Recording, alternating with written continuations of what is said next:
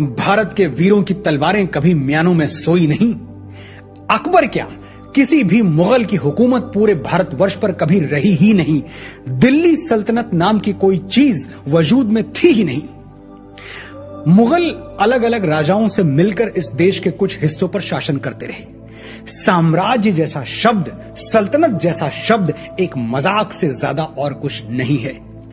महरौली से यमुना तक हुकूमत करने वाले लुटेरों को हमने जरूरत से ज्यादा इज्जत दे दी और अफसोस होता है ये कहते हुए कि सच्चे शूरवीरों को भुलाकर हमने इन अपराधियों को हीरो बना दिया।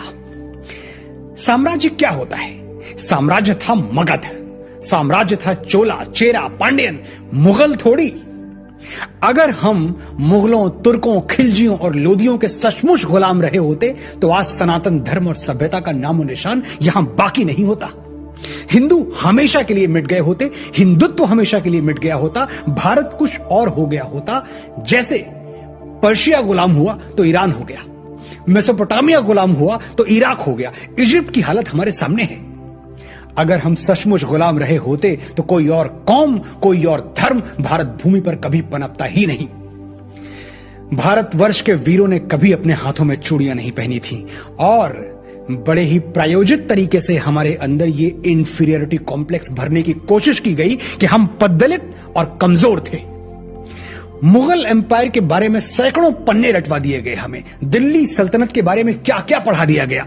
महाराणा हमीर सिंह ने मोहम्मद बिन तुगलक को 6 महीने कैद में रखा, यह इतिहास हमें क्यों नहीं बताया गया। महाराणा कुंभा ने मालवा के सुल्तान महमूद खिलजी को महीनों बंदी बना के रखा, यह हमें क्यों नहीं पढ़ाया गया। महाराणा सांगा ने दिल्ली के सुल्तान इब्राहिम लोदी को खटोली के युद्ध में बुरी तरह पराजित किया, यह चैप्टर टेक्स्ट बुक्स में कहां है। ऐसे दर्जनों युद्ध हुए हैं जहां इन आतताइयों को हमने पैरों तले रौंदा है। 7वीं सदी में बप्पा रावल ने मोहम्मद बिन कासिम को ईरान तक दौड़ा दौड़ा कर मारा था, यह हमें क्यों नहीं पढ़ाया जाता। खैर, वापस लौटते हैं